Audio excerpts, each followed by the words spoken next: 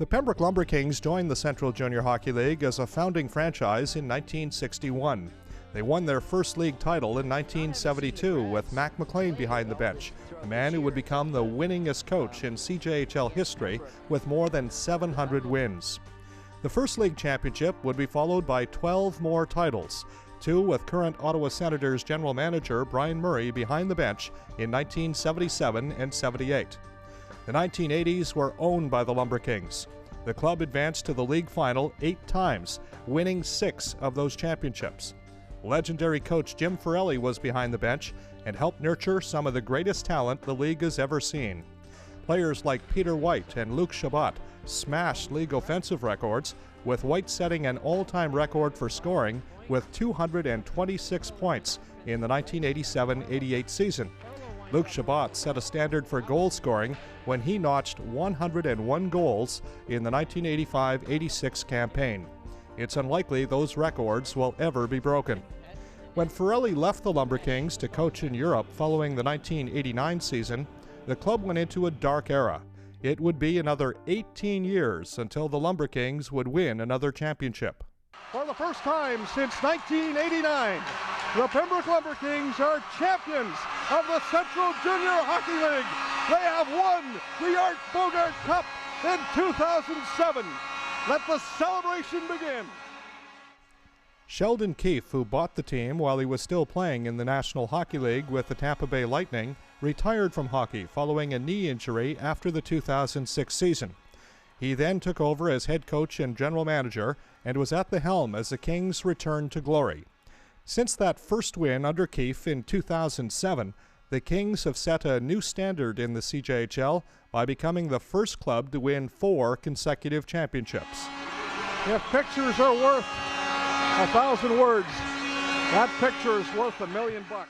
Congratulations, you've done what no team has ever done before, what no coach in the history of the league has done. You've won 4 consecutive titles. What do you have to say about the way this team pulled together? Unbelievable. You know, I can't describe it. You know, to win 3 games in a row in this building against that team that is so strong. You know, by far the best team we've ever had to face, you know, in the finals. To come back from 2-goal leads twice in this building.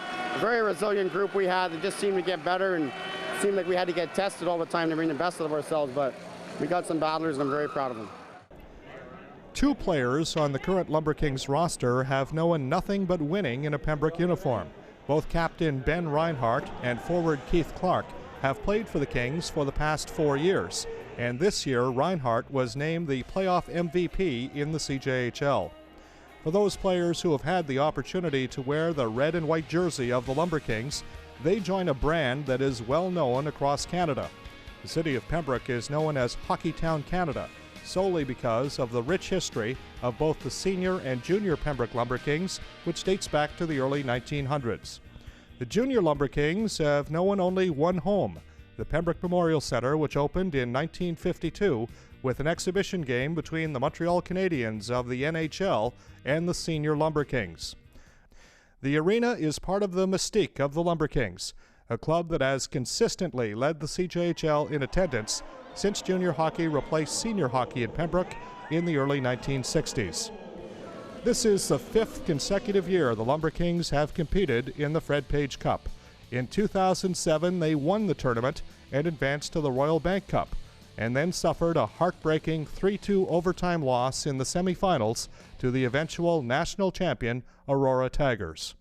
The one blemish on the Lumber Kings' sterling record as one of Canada's top Junior A franchises is the club has never won a national title.